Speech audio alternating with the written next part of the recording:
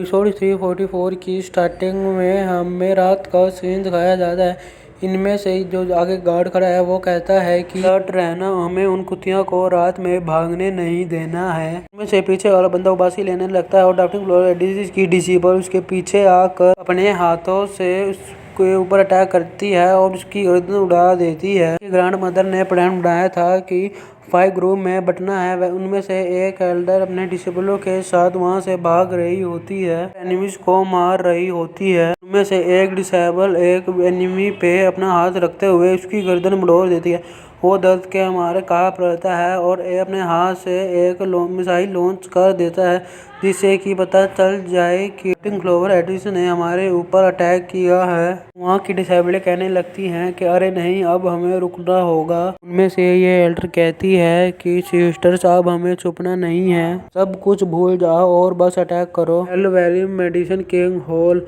और जो तेज भागते हैं उनके डिसीपर अटैक करना शुरू कर देते हैं। ये इतना ही था, इन बेवकूफ़ों ने रात में 1000 ऑफ वॉरियर के साथ अटैक करने की सोची। ये हमें वार्म अप करने के लिए काफ़ी है, ये कह के स्पीड वाले लोग हंसने लगते हैं। दोस्तों, मैं इनका नाम भूल चुका हूँ। एडिसन पिल किंग हॉल के हेड कहते हैं कि का कुछ ओवरस्कीज के साथ ये हमारा कुछ भी नहीं कर सकते। फ्लोवर एडिस के एल्डर कहते हैं अगर तुम्हें अटैक करना है तो हमें और लोग भेजने चाहिए, ये हमारा कुछ भी नहीं बिगाड़ सकते। तो यहाँ पे कुछ अजीब से वर्ड है वो मैं एक्सप्लेन ही नहीं कर पा रही, इसलिए वो मैंने छोड़ ही दिया है। हेल वैली के लोग कहते हैं कि अगर इनका प्लान कुछ और हुआ तो तब तुम क्या करोगे। मैं उनको ऐसे दिखाऊंगा कि मैंने इनको पकड़ने के लिए बड़ी मेहनत की है और उन्हें फोर्स किया है बाहर निकलने के लिए। बहुत ही अच्छा होगा और ये बहुत ही इजी मेरिट है। सुनने के बाद लू बीजिंग और पिल किंग हॉल के लोग एकदम बड़ी तेजी से भागने लगते हैं। मैं लू बीजिंग बड़ा ही डेविलिश सा लग रहा होता है। फिर से हेल वैली के लोग हंसने लगते हैं। हमें एल्डर का सीन दिखाया जाता है, वो हमें देख रहा होता है कि वो काफी ज्यादा थक चुकी होती है। फिर लू बीजिंग बड़ी तेजी से एल्डर पे अटैक कर देता है। इलाज का इम्पैक्ट इतना होता है कि वो एल्डर काफी दूर जाते लुढ़कते लुढ़कते गिरती है। फिर लू बीजिंग हंसने लगता है और कहता है कि ऐसा लगता है कि अब सारा क्रेडिट मेरा ही है। किंग हॉल के लोग कहते हैं कि ऑफ कोर्स ये सब कुछ तुम्हारा ही होगा क्योंकि तुम इतने तो जो दौड़ते हो, सिर्फ तुम कितना भी क्रेडिट कमाओगे वो बस देखने के लिए ही होगा। सुनने के बाद लू बीजिंग कहता है कि मेरिट तो मेरिट ही होता है। वो हंसते हुए कहता है कि लास्ट तुम रात में अटैक क्यों कर रहे थे। बीजिंग अभी भी एल्डर के बाल को नोच रहा होता है और कहता है कि अच्छा तुम टफ हो। कहते हुए कहता है कि फिर मैं तुम्हारे ऊपर एक थप्पड़ मार लेता हूँ।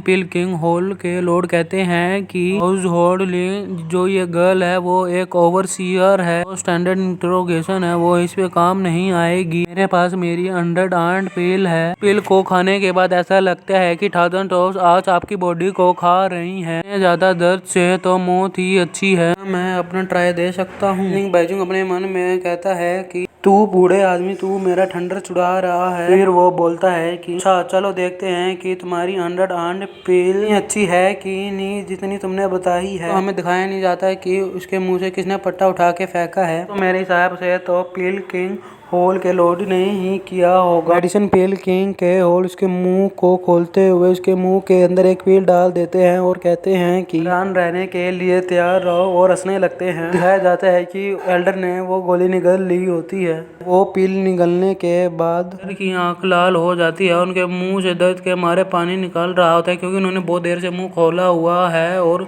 उनका पूरा बदन कांप रहा होता है। मेडिसिन पिल किंग के होल हंसते हुए कहते हैं कि तुम्हें हेल की तरह ही दर्द हो रहा है। स्टिंगिंग, इचिंग, टिंगलिंग बहुत ही पेनफुल है, कोई भी इसे 2 घंटे से ज्यादा सहन नहीं कर सकता है। ये बेटर रहेगा अगर तुम मेरे को सब कुछ बता दो, मैं तुम्हें इस पेन से रिलीफ दे दूंगा। हमें होशियारी से काम लेना होगा। हमसे बात क्यों नहीं की, तुम सीधा अटैक क्यों कर रहे हो। की हालत बहुत बुरी हो जा रही है। एडिसन पिल किंग के लोग कहते हैं कि तुम इस दर्द भरी दुनिया में अपनी मदद खुद कर सकती हो, मुझे बता देना ये बहुत ज्यादा टफ बनने लगी है। ओके, मैं इसका वेट करूंगा, ये कह के हंसने लगती हैं। वहाँ पे वैली लोग आराम से खड़े होते हैं और उनकी बातें सुन रहे होते हैं। फिर हमें चांद का सीन दिखाया जाता है, वहाँ पे बादल चल रहे होते हैं। फिर एल्डर चलाते हुए कहती है कि अभी मेरे को दे दो, मैं तुम्हें सब कुछ बताने के लिए तैयार हूँ। एडिसन पिल किंग के लोग हंसते हुए कहते हैं कि अच्छा तुम बताने के लिए तैयार हो, तुम एक सेकंड के लिए भी मत सोच लेना कि मैं तुम पे बिलीव करूँगा कि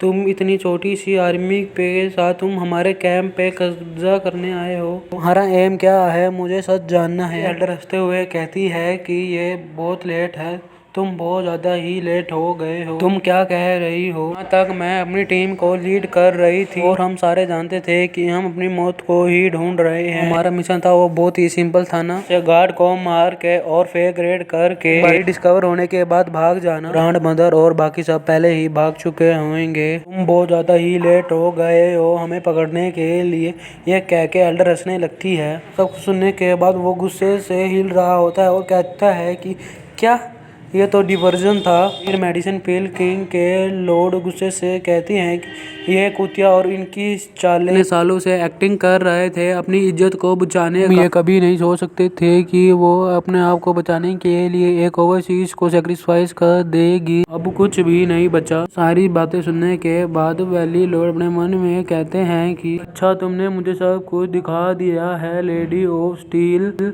दोस्तों, ये ग्रैंड मदर को ही लेडी ऑफ स्टील कहता है। दोस्तों, आप इतनी देर से सोच रहे होंगे कि जूफन कहाँ है, जूफन कहाँ है। लो दोस्तों, जूफन आ गया। जूफन आपसे कहना चाहता है कि अगर आपको वीडियो अच्छी लगी तो वीडियो को लाइक करें, कमेंट करें, सब्सक्राइब करें और मास्टर ऑफ थ्री रिलम नाम की एक मांगा पड़ी होएगी, आप उसे ज़रूर देख लें। दोस्तों, आपको इतना ही देखना है, बस आपको समझ आ जाए इसमें है क्या। कि वीडियो उन सब से अच्छी ही होएगी, इसलिए आप उस वीडियो को थोड़ा सा देख ले। धन्यवाद आपका इतनी सारी बात सुनने के लिए। ज़रूर देख लेना master of three realm. Bye bye दोस्तों, मिलते हैं अगली वीडियो में।